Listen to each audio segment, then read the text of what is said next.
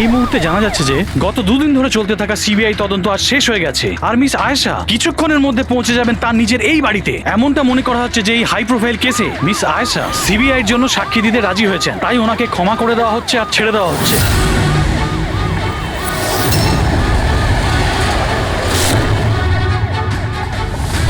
Ma'am, এটা কি সত্যি যে আপনি সিবিআই এর জন্য সাক্ষী দিতে রাজি হয়েছেন? ম্যাম, পুলিশ আপনাকে নিজের থেকে সিকিউরিটি দিচ্ছে নাকি সিবিআই? ম্যাম, এটা কি সত্যি যে আপনার কাছে উপযুক্ত প্রমাণ আছে? আপনি কোর্টে সাক্ষী দিতে চলেছেন? ম্যাম, সত্যি ইনি হলেন মিস আয়েশা, যিনি এত কড়া নিরাপত্তার মধ্যে নিজের বাড়ির ভিতরে ঢুকে গেলেন কোনো প্রশ্নের উত্তর না দিয়ে।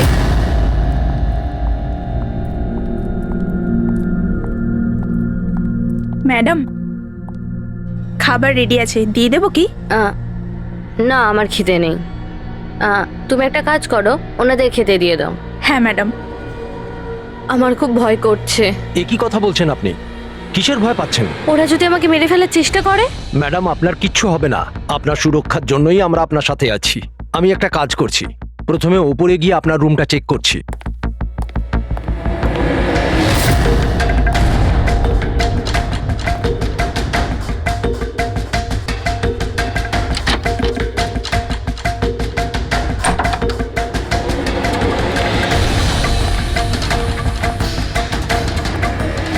আপনার রুমটা চেক করেছি, সবকিছু ঠিক আছে, আর আপনি গিয়ে রেস্ট নিতে পারেন। দেখুন, আপনার কিচ্ছু হবে না। আর তাছাড়াও শুধুমাত্র একটা রাতের ব্যাপার, সকালে কোর্টে রায় বেরিয়ে যাবে আর ওরা গরাদের পিছনে চলে যাবে। You just relax.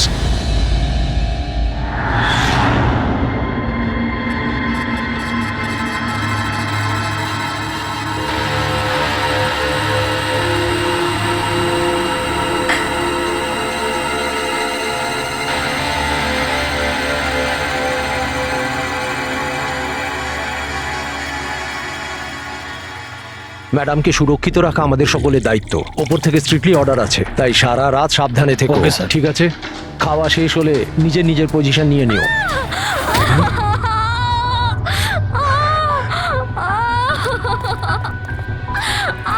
Madam! Madam, madam, madam, দরজা খুলুন! ম্যাডাম, দরজা খুলুন! দরজাটা খুলুন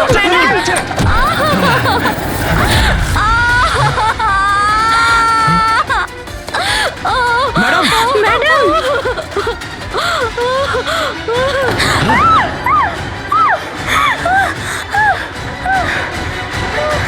Oh shit!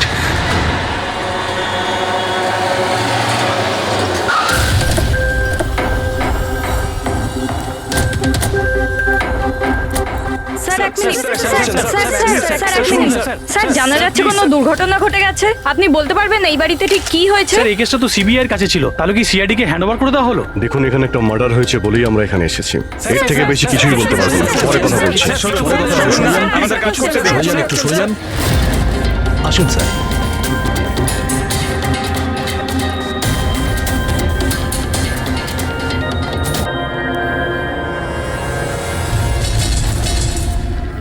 ওর মুখটা আর হাতটা তো একদম পড়ে গেছে। ওর কোনো চিহ্ন তো এই রুমে আর দেখতেই পাচ্ছি না। দেখে তো মনে হচ্ছে যে অ্যাসিড অ্যাটাক হয়েছে। হ্যাঁ দয়া, অ্যাসিড অ্যাটাকই হয়েছে। কিন্তু স্যার, কোথাও তো পড়তো জামা কাপড়ে বা নিচে কোনো অ্যাসিডের চিহ্নই তো নেই। সেটা তো ঠিক। স্যার, স্যার ইনি বাথরোব পরে আছেন, মানে স্নান করে বেরিয়েছেন, আর স্নান করার পর উনি এই ক্রিমটা এক লাগিয়েছিল। মিনিট, ওই ক্রিমটায় হাত দেবে না, ওই ক্রিমটাকে চেক করতে হবে।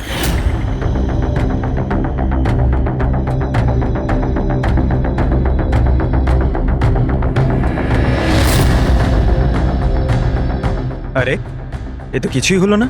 হবে পঙ্কজ, ওয়েট।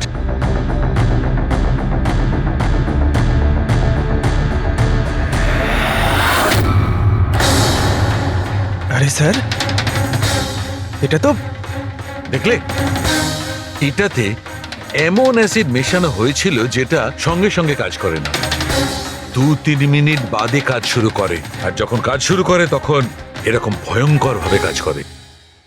স্যার, তার মানে স্নান করার পর উনি এই ক্রিমটা লাগিয়েছেন, আর সেটার এফেক্ট কিছুক্ষণ পরে হয়েছে। একদম ঠিক। কেউ আসলে একে মারবার জন্যে এর নিজের যে ক্রিম ছিল সেটা এই ক্রিমটার সঙ্গে বদলে দিয়েছে। এটা এটা কি বলছেন আপনারা? কি কি ব্যাপার? আপনি মনে হচ্ছে একটু বেশি ঘাবড়ে গেছেন। হ্যাঁ, কি জানেন আপনি এদের ব্যাপারে? না স্যার, আমি কিছুই জানি না। ম্যাডাম তো এই ক্রিমটা রোজই ব্যবহার করতো।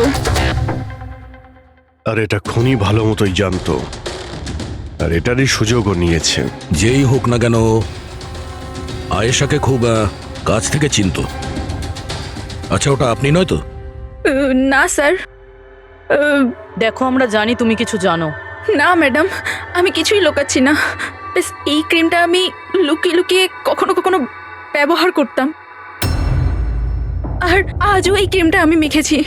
এক মিনিট, এই ক্রিমটা তুমি কখন লাগিয়েছো? স্যার, ম্যাডামের ঘরে আসার কিছুক্ষণ আগে, এই ধরুন 8টা নাগাদ। 8টার সময়? চেক করো। স্যার, পুড়ে যাওয়ার তো কোনো চিহ্নই নেই। হবে না, পোড়ার দাগ এই জন্য হবে না কারণ উনি যখন ক্রিমটা লাগিয়েছিলেন ওতে অ্যাসিড ছিল না, মানে ওই ক্রিমটা অরিজিনাল ছিল। তার মানে খনি ক্রিম 8টা থেকে 9টার মধ্যেই বদলে দিয়েছিল। কিন্তু কিভাবে? এখানে এত সিকিউরিটি ছিল। মনে হয় আগে থেকেই কেউ রুমে ছিল। এটা কি করে হতে পারে স্যার? কারণ ম্যাডাম এখানে আসার আগে আমি এই রুমটাকে ভালো করে চেক করেছিলাম, এখানে কেউ ছিল না। আর তাছাড়া ম্যাডামের চিৎকার শুনেই আমরা দৌড়ে এখানে এলাম, আর দেখি দরজা ভেতর থেকে লক স্যার। হ্যাঁ স্যার, আর ভেতরে আসার জন্য আমাদের দরজা ভাঙতে হয়েছিল। ঠিক আছে, আপনারা এখন আসুন, প্রয়োজন পড়লে আবার ডেকে নিচ্ছি। Okay sir. রুমের ভিতরে কেউই আসেনি, কিন্তু রুমটা চেক করতেই কনস্টেবলই এসেছিল। পুরবি একটা কাজ করো, এদের সবার ব্যাকগ্রাউন্ড চেক করো। ততক্ষণে আমরা জানার চেষ্টা করি যে ব্যাপারটা কি। এত মিডিয়া, সিবিআই এর কেস, এতগুলো সিকিউরিটি, কি কারণে? অ্যাকচুয়ালি আয়েশা খুব বড় খেলোয়াড় ছিল, লাইক এজেন্ট। যে ধরনের এজেন্ট দুটো পার্টির মধ্যে ডিল করিয়ে মাঝখান থেকে ভালো কমিশন নিয়ে সরে যায়। শুধু এটা ধরে নিন যে আয়েশাও এই ধরনেরই এজেন্ট ছিল, কিন্তু টপ লেভেলে। ওর সমস্ত ডিলগুলি লাখ আর কোটি টাকার উপরেই হতো, আর সব কটাই ছিল একেবারে বেআইনি। আমাদের কাছে এসব কিছুরই প্রমাণ ছিল, আমরা ওকে অ্যারেস্টও করেছিলাম। কিন্তু ও হঠাৎ করে রাজসাক্ষী হয়ে গেল। ও নিজের মুক্তির বিনিময়ে 3 জন বড় ব্যবসাদারের দুর্নীতির বিরুদ্ধে আমাদের হাতে সব প্রমাণগুলো দিত। আজ কোর্টে শুনানি ছিল, কিন্তু কাল রাতেই ওর মার্ডার হয়ে যায়। 3 জন বড় বিজনেসম্যান, এরা কারা? বিকি, রাহুল, কুমার। এই 3 জনের কাছেই পয়সা আর পাওয়ার যথেষ্ট আছে, যা খুশি করতে পারে। আর যে প্রমাণগুলো আয়েশার কাছে ছিল? আয়েশার কাছে কিছু টেপ ছিল, এই 3 জন বিজনেসম্যানের বেআইনি কাজের কিছু ভিডিও ফুটেজ।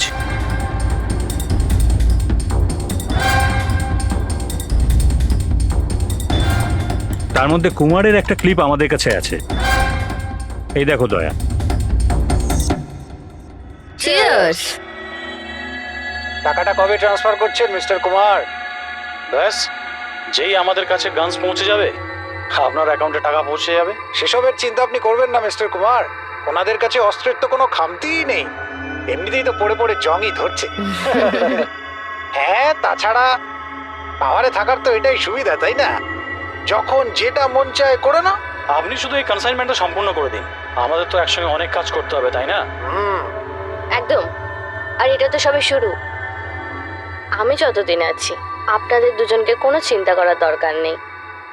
এটা একটা স্যাম্পল দয়া, এটা থেকে কিছু প্রমাণ করা যাবে না।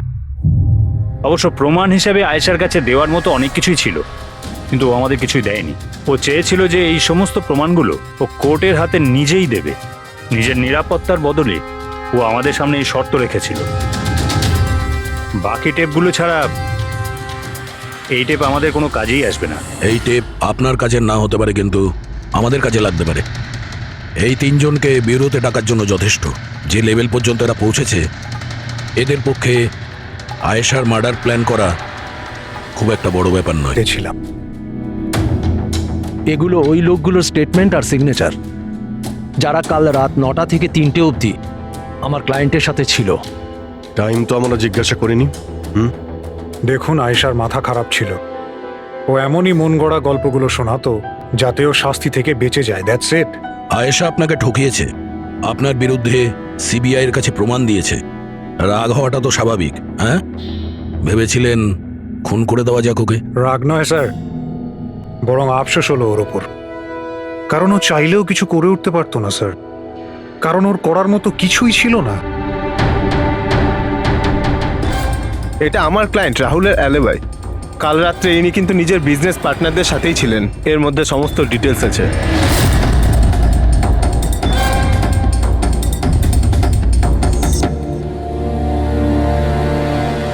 আমার মনে হয় না যে আপনাদের কিছু জানার আছে বলে।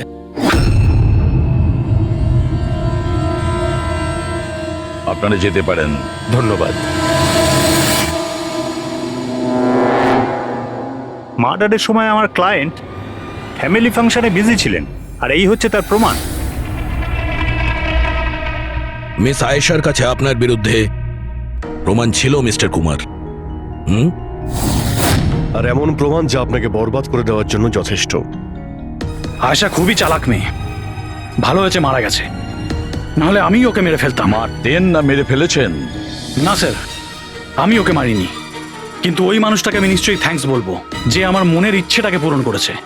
আপনি যেতে পারেন, তবে খুব তাড়াতাড়ি দেখা হবে। Thank you.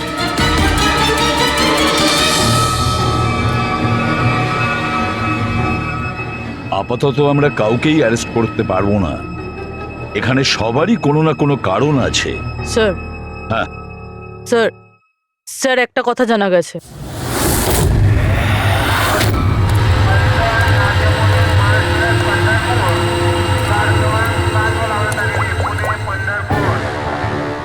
হ্যালো, হ্যাঁ, সব কিছু তৈরি। একটা কথা মনে রেখো, কোনো ভুলভ্রান্তি যেন না হয়। এই তো দাদা, চলে আসুন, বাস ছাড়বে, বাস ছাড়বে।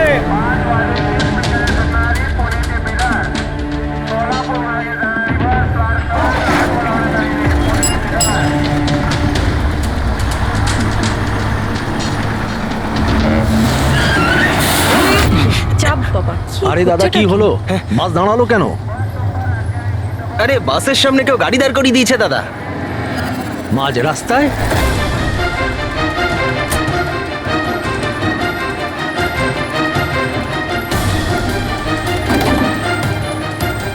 স্যার, আপনারা এখানে?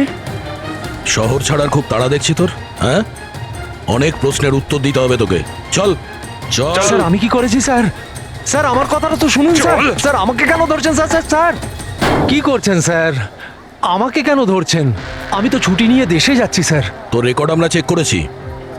তুই তো আমাদের বলিসনি, হ্যাঁ, যে আয়েশার আগে তুই মিস্টার কুমারের জেট সিকিউরিটিতে ছিলি? হ্যাঁ স্যার, ওটাই তো আমার কাজ। আর আপনি তো জানেন যে সরকার আমাদের যেখানে পাঠায় সেখানে যেতে হয়। তোমার মোবাইলে কুমারের কল একবার নয় 3 বার, আয়েশার মার্ডারের ঠিক আগে। এটাও একটা কাজ। আপনারা ঠিক বলেছেন স্যার। কুমার আমাকে কল করেছিল, ও আয়েশা ম্যাডামের সঙ্গে কথা বলতে চাইছিল, কিন্তু আমি বারণ করেছিলাম স্যার। ও আমাকে টাকার লোভও দেখিয়েছিল, কিন্তু আমি তবুও কথা বলাইনি। প্রথমে দুবার বারণ করেছিলি তুই, আর তারপর রাজি হয়ে গেলি তুই, হ্যাঁ? ম্যাডাম, এই কুমার স্যার আবার ফোন করছেন। হ্যাঁ, আমাকে কোনো বিপদের ব্যাপারে বলতে চাইছে। ফোনটা দাও। এই নিন। হ্যাঁ বলো। আমি জানতে পারলাম তুমি আমার জন্য চিন্তা করছো, কোনো বিপদ থেকে আমাকে উদ্ধার করতে চাইছো। How strange. আমি বলে দিচ্ছি, আমি তোমাকে খুব ভালো মতো চিনি। আর এই সমস্ত কার্যকলাপ না তুমি অন্য কারোর সাথে করো। আর এমনিতেও যদি আমি জেলে যাই, এই টাকাগুলো নিয়ে আমি কি করব? আচার দেবো? এই টাকাটা না তুমি তোমার কাছেই রাখো, এটা তোমারই সাহায্যে লাগবে। কোনো দরকার নেই এই ফোনটা আমাকে দেওয়ার। আমার সাথে গেম খেলার চেষ্টা করে যাচ্ছে, আর তুমি ওকে সাহায্য করছো। আমি কোথায় ম্যাডাম? আপনাকে সাহায্য করছিলাম তো। ঠিক আছে থাক, শুধু এইটুকুনি জেনে রেখো, তুমি যদি ওকে সাহায্য করো না, রক্ষা পাবে না। আমি সিবিআই কে বলে দেবো, যদি আমার কিছু হয় তাহলে সবার প্রথমে তোমাকেই অ্যারেস্ট করবে। তুই গেছিলি না আয়েশার ঘরে ঠিক ও রুমে ঢোকার আগে? ওর বিউটি ক্রিমটাকে অ্যাসিড ক্রিমে বদলাতে খুব বেশি সময় লাগেনি নিশ্চয়ই, তাই না? এ আপনি কি বলছেন স্যার?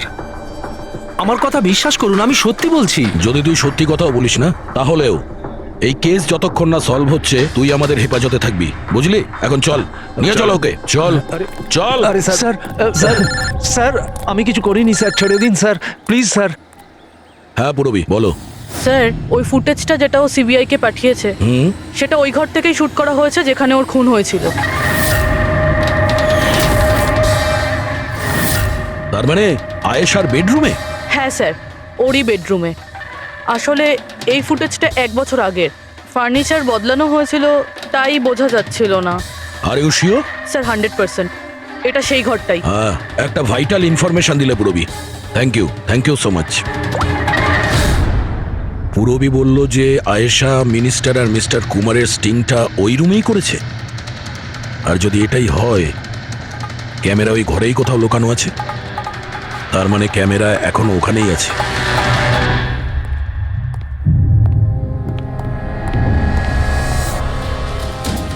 রুম তো এটাই। আর এই হলো জানালা। ফুটেজে জানালা রয়েছে, তার মানে এই ফুটেজটা এই দিক থেকেই তোলা হয়েছে। স্যার ফুটেজ অনুযায়ী তো ক্যামেরা এখানে থাকা উচিত। না ভাই, এতটা হাইটে না, ক্যামেরা আই লেভেলে ছিল, আর সেই হিসেব অনুযায়ী এইখানেই কোথাও হওয়া উচিত। আচ্ছা, ওই আয়নার ভিতরে নেই তো?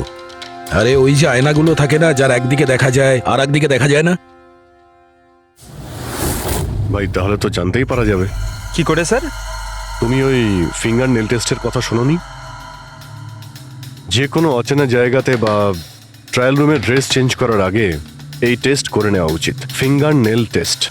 তোমার যে নখ রয়েছে সেটা তুমি কাঁচের মধ্যে লাগাও, আর তোমার রিফ্লেকশনে যে নখ আছে আর তোমার যে নখ রয়েছে তার মধ্যে যদি গ্যাপ থাকে তাহলে সেটা আসল, আর যদি গ্যাপ না থাকে তাহলে সেটা নকল ওয়ান ওয়ে। যেমন এই মিররটা, এটা ওয়ান ওয়ে মিরর। যদি মিররটা ওয়ান ওয়ে হয় তাহলে তো এর পেছনে জায়গা থাকার কথা।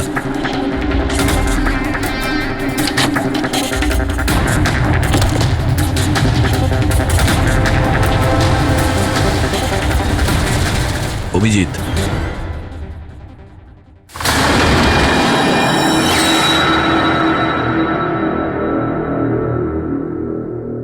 এখানে তো পুরো ফিল্মের সেট আপ লাগানো রয়েছে। এসডি কার্ড তো নেই স্যার। হ্যাঁ,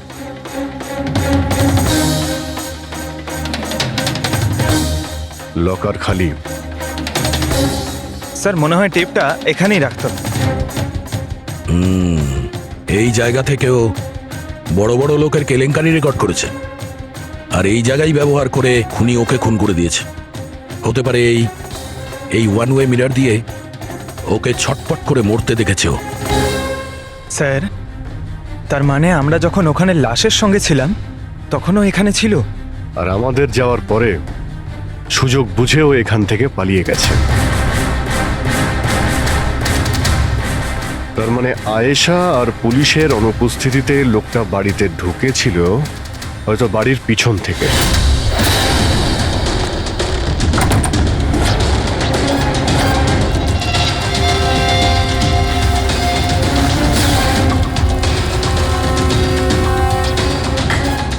ও আয়েশার বিউটি ক্রিমটাকে সরিয়ে বিষাক্ত ক্রিমটা রেখে দেয়, আর তারপর ভিতরে ঢুকে বসে থাকে।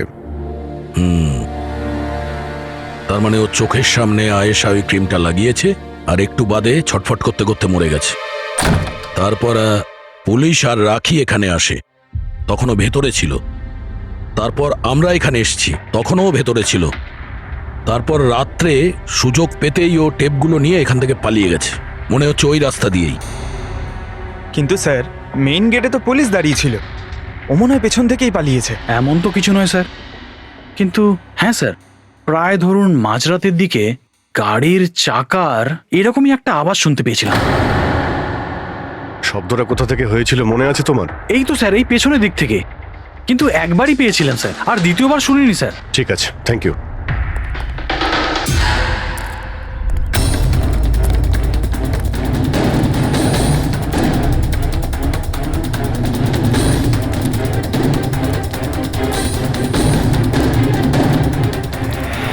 স্যার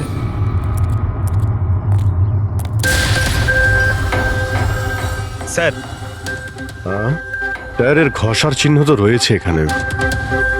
এ দেখতে পাচ্ছ এখানে এই তেল আর জল পড়ে আছে। মনে হচ্ছে এসি চালিয়ে গাড়ি এখানে অনেকক্ষণ দাঁড়িয়েছিল। আর তারপর গাড়ি এখান থেকে বেরিয়ে গেছে। ওই কনস্টেবল এই গাড়িরই এই টায়ারের আওয়াজ শুনেছিল।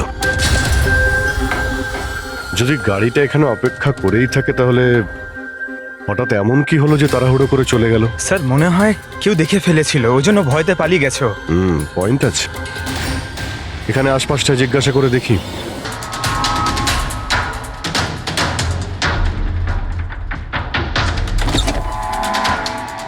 নমস্কার। নমস্কার। নমস্কার, আমরা সিআইডি অফিসার্স। সিআইডি? ম্যাম, কালকে রাত্রে আপনি এখানে কিছু কিছু অদ্ভুত দেখেছিলেন বা শুনেছিলেন, এমন কিছু যা আগে কখনো ঘটেনি? হ্যাঁ, দেখে তো ছিলাম। অনেক রাত পর্যন্ত আমি ঘুমোতে পারিনি। আর রাতে আমি দেখলাম বাড়ির সামনে একটা বড় গাড়ি পার্ক করা আছে, কিন্তু ওটা আমাদের সোসাইটির কারণ নয়। অনেক রাত পর্যন্ত গাড়িটা কিন্তু ওখানেই ছিল। কোন গাড়ি ছিল আপনার মনে আছে কিছু? দেখুন, গাড়ির ব্যাপারে তো আমি বিশেষ কিছু তো জানি না, কিন্তু ওটা HX9 ছিল, কারণ আমার ছেলের কাছেও ওই একই গাড়ি আছে। I C.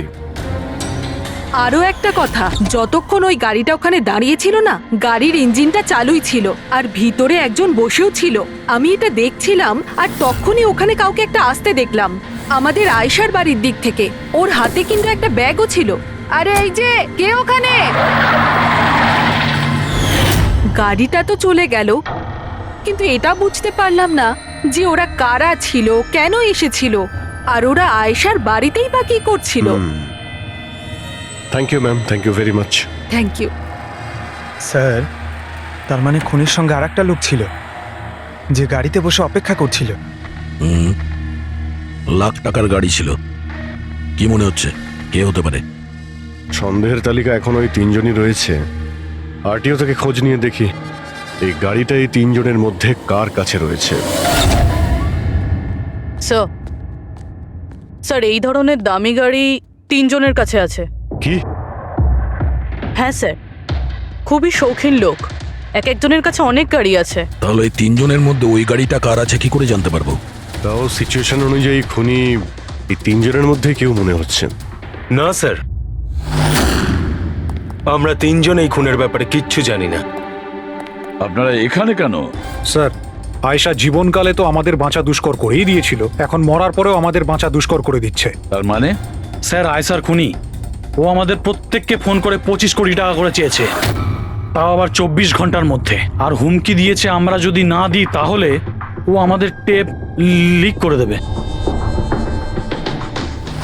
এর মানে হচ্ছে আমাদের মার্ডারের সঙ্গে কোনো সম্পর্ক নেই।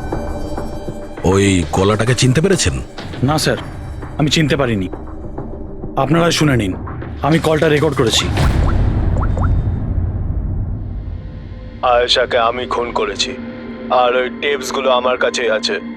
ওই টেপসগুলোর মধ্যে যা প্রমাণ আছে তোমাদেরকে সারা জীবন জেলে রাখার জন্য যথেষ্ট। 24 ঘন্টার মধ্যে কেম্যান ল্যান্ড ব্যাংকের অ্যাকাউন্ট নাম্বার 23122-তে 25 কোটি টাকা জমা করে দিন, না হলে এই প্রমাণটা পুরো দুনিয়া দেখবে। তোমাদের কাছে 24 ঘন্টা আছে, ভেবে নাও কি করবে। ওকে ট্রেস করো, দেখো কোথা থেকে ফোন এসেছে, কে ফোন করেছিল, দেখো কোনো ডিটেলস পাওয়া যায় কিনা। ওই যে ও অ্যাকাউন্ট নাম্বার দিয়েছে, ওটা দিয়ে হয়তো জানা যেতে পারে। না, ইন্টারন্যাশনাল ব্যাংক স্যার, কোনো ডিটেল দেবে না ওরা। হ্যাঁ, কথাটা ঠিকই। স্যার, হ্যাঁ, ইন্টারন্যাশনাল কল, প্রেস করতে পারছি না। তার মানে কিছুই হবে না? ওই বদমাসকে 25 কোটি টাকা দিতেই হবে? না। কেন দেবেন 25 কোটি টাকা ওই বদমাশ লোকটাকে? হ্যাঁ, আর কেন দেবেন যেখানে আপনারা কিছু করেননি? না কোনো ঘুষ দিয়েছেন আপনারা, না কোনো বেআইনি কাজ করেছেন। তাহলে আপনাদের বিরুদ্ধে ওই টেপে তো কিছুই থাকবে না। হ্যাঁ, যদি আপনারা কিছু করে থাকেন তাহলে। আরে এটা কি বলছেন স্যার? আমরা কিচ্ছু করিনি, আমরা ইনোসেন্ট, আমরা নির্দোষ। আপনি তো অযথাই আমাদের ওপর। আশ্চর্য তো। এনিওয়ে, থ্যাংক ইউ, আমরা নিজেরা সামলে নেব। চলো।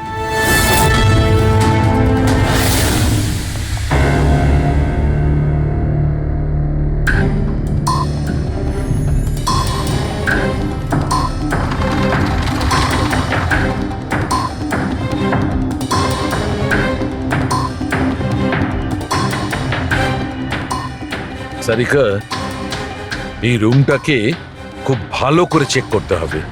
খুনি এখানে ঘন্টার পর ঘন্টা ছিল, তার মানে এখানে কোনো না কোনো জিনিস নিশ্চয়ই পাবো আমরা, যেটা দিয়ে ওর ডিএনএ টেস্ট করা সম্ভব। ওর চুল, ওর নখ, যা কিছু।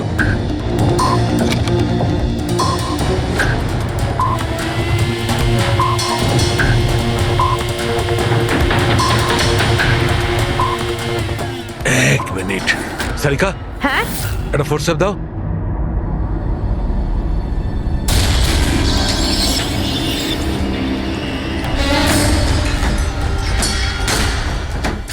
মাই গড, সারিকা এই দেখো।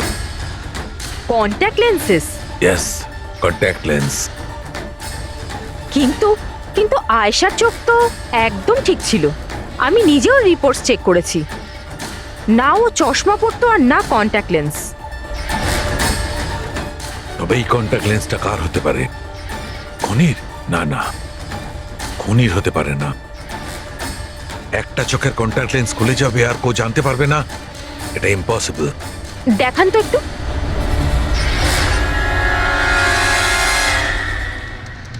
বেশ হাই পাওয়ারের লেন্স।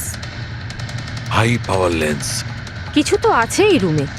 একে তো এই ঘরটা চারিদিক থেকে বন্ধ, কোনো জানলা নেই, কোনো ভেন্টিলেটর নেই।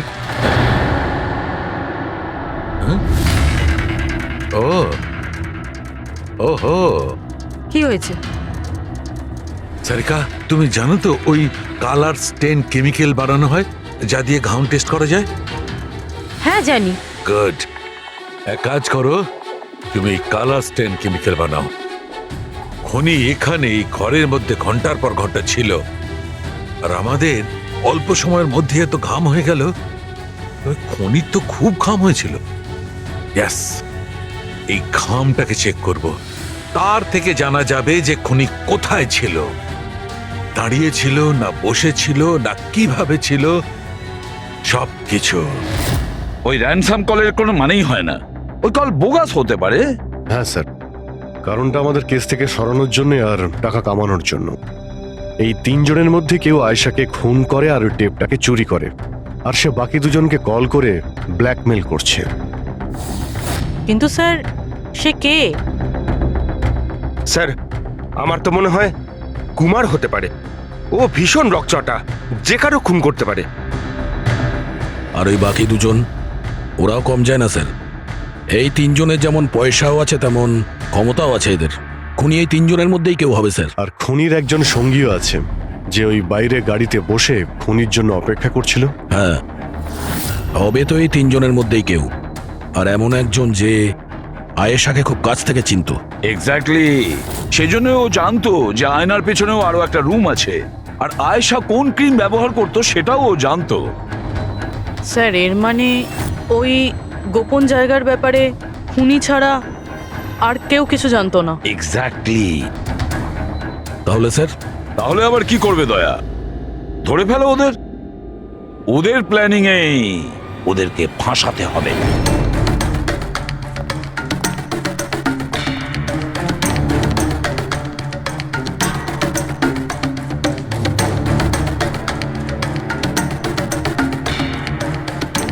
আমাদেরকে এখানে কেন ডাকলো? কোনো আইডিয়া? হয়তো জিজ্ঞেস করার জন্য ডেকেছে, খুনিকে টাকা দিয়েছে কি দিইনি। তাহলে তোমরা দুজন কি টাকা দেবে? তোমাদের কি মনে হয় টাকা দেওয়া ছাড়া আর কোনো উপায় আছে? তা তুমি কি করতে চলেছো ভিকি? দেবে টাকা? দেখো, টেপের ব্যাপারে তো কিছু বলতে পারছি না, আর তাছাড়া আমি কোনো বেআইনি কাজ করিনি,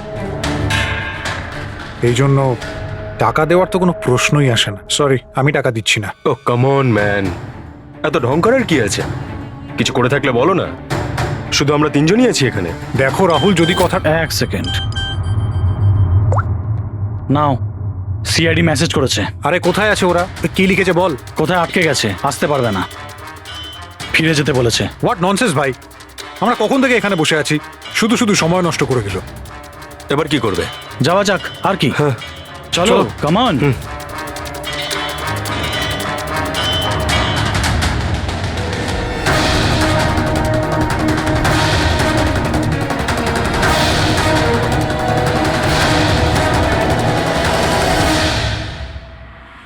এই সে।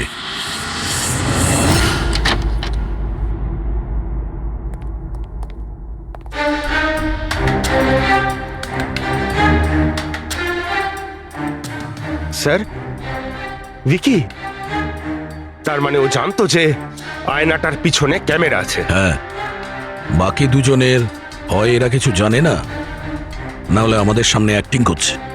স্যার, আমার তো এই ভিকিকেই সন্দেহ হচ্ছে। এবার কি করব? নজর রাখা যাক এর ওপর, কোনো না কোনো ভুল নিশ্চয়ই করবে। হ্যাঁ সারিকা, কালাস্টেন কেমিক্যাল রেডি। ঠিক আছে, চলো।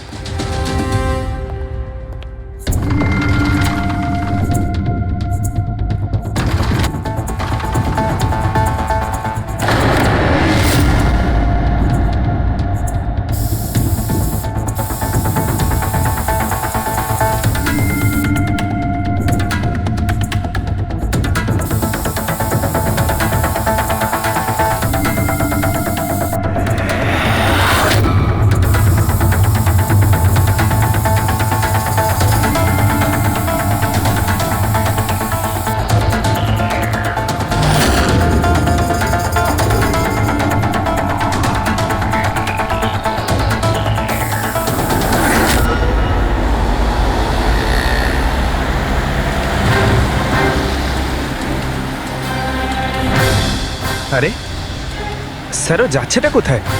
আরে কোথায় আর যাবে পঙ্কজ, বন্ধুদের সাথেই দেখা করতে যাচ্ছে। আবার কি?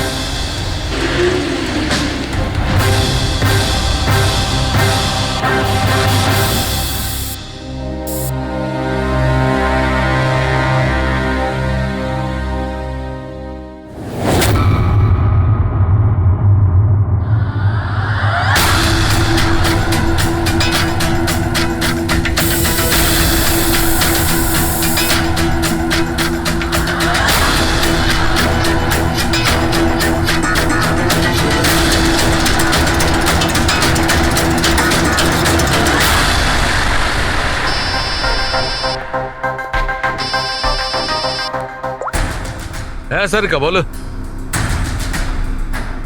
গুড, কিছু পেলে? মেঝেতে? মেঝেতে শুয়েছিল? মেঝেতে কেন? ওকে ওকে, ঠিক আছে সারিকা, আমি তোমাকে পরে ফোন করছি। বাই। ওই দুদিন আগে আমি 1124 লাস্টটা এনেছিলাম। হ্যাঁ স্যার। কোথায় ওটা? ওর মুখটা দেখতে হবে। এই যে স্যার।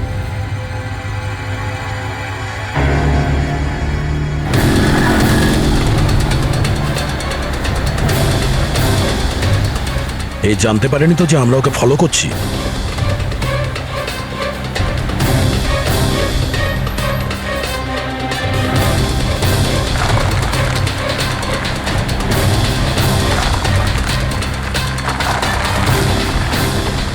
স্যার, এটা সত্যি সত্যি বাড়িতে ঢুকে গেল।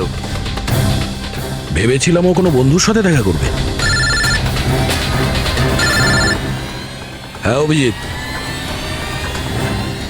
কি? ডক্টর সালুকে বলে দিয়েছেন যে খুনি কে? কে? ও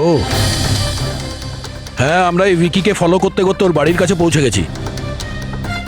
ঠিক আছে, আমরা ওয়েট করছি। অভিজিৎ আসছে।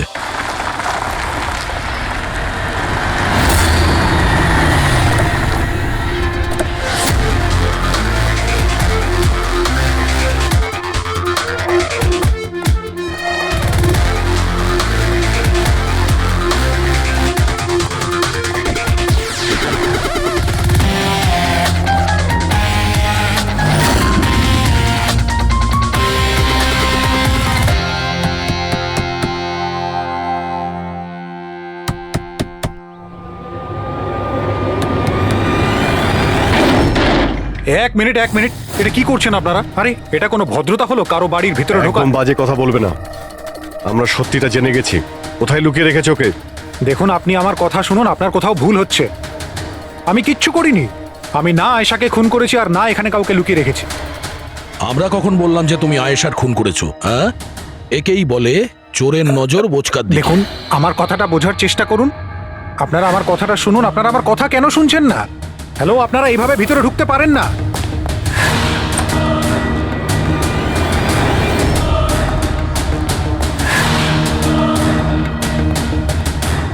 এখানে তো কেউ নেই। আমি বলছি আপনাদেরকে এখানে কেউ নেই, প্লিজ। আরে বন্ধ করুন এগুলো, এইভাবে ভিতরে আপনারা ঢুকতে পারেন না। Hello, excuse me, hello. আরে ওপরে কিচ্ছু নেই স্যার। আরে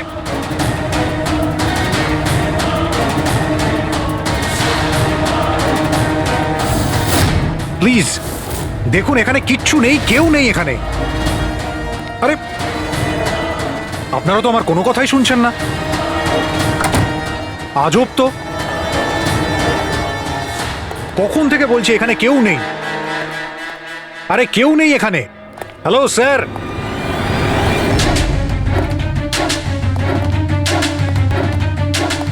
দেখুন আমার কথাটা শুনুন প্লিজ, শুনুন। দেখুন দেখুন, আমি আপনাকে বলছি আমি আয়েশাকে খুন করিনি, প্লিজ আমার কথাটা বোঝার চেষ্টা করুন, আমি সত্যি বলছি। আমরা জানি যে তুমি আয়েশাকে খুন করনি। তাহলে আপনারা এখানে কি খুঁজছেন? 1 মিনিট, সব জানতে পারবে।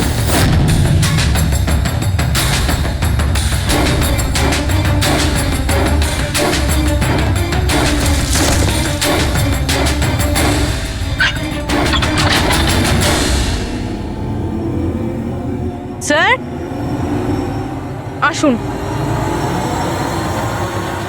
আয়েশা দেবী, আপনার খেলা শেষ, চলে আসুন। সালুমকে স্যার আগেই বলে দিয়েছিল তুমি বেঁচে আছো। আসলে আমি ওর চোখটা চেক করব।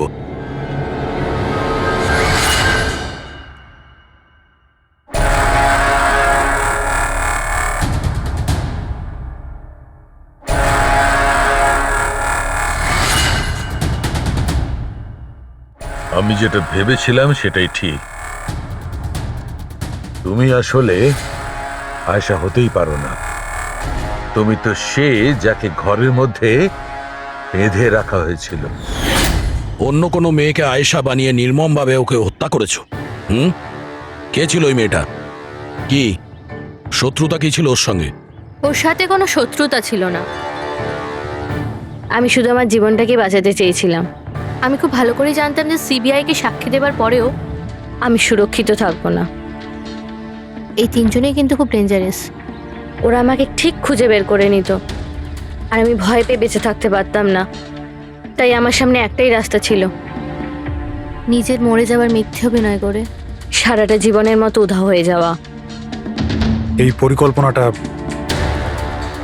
আমরা দুজনে মিলে বানিয়েছিলাম। ওই মেয়েটা একটা স্ট্রাগলিং অ্যাক্ট্রেস ছিল। ওকে আমরা ইন্টারনেটের কোনো অনলাইন কাস্টিং এজেন্সি থেকে খুঁজে বার করেছি। রিয়া নাম ছিল ওর। ওকে এই জন্যই সিলেক্ট করেছিলাম কারণ ওর হাইট, ওয়েট সব কিছুই আয়েশার মতো ছিল। আমরা ওকে মিথ্যে মিটিংয়ের অজুহাতে বাড়িতে ডাকি, আর ওকে অজ্ঞান করে দিই, আর ওকে বেঁধে ওই গুপ্ত রুমে রেখে দিই।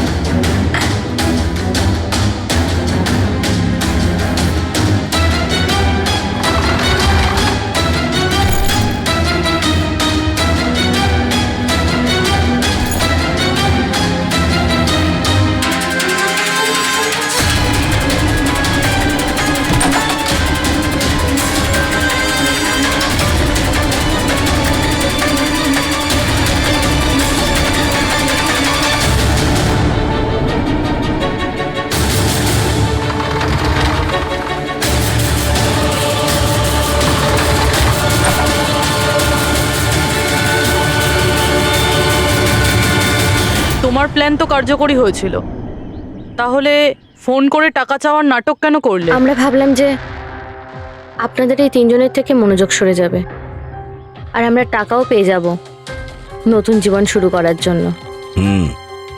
প্রয়োজনের থেকে বেশি চালাকি আর লোভ তোমাদের নিজেদের জালেই ফাঁসিয়ে দিয়েছে। হুম, চিন্তা করো না, তোমাদের জীবন নতুন করে শুরু হবে, কিন্তু সেটা জেলে।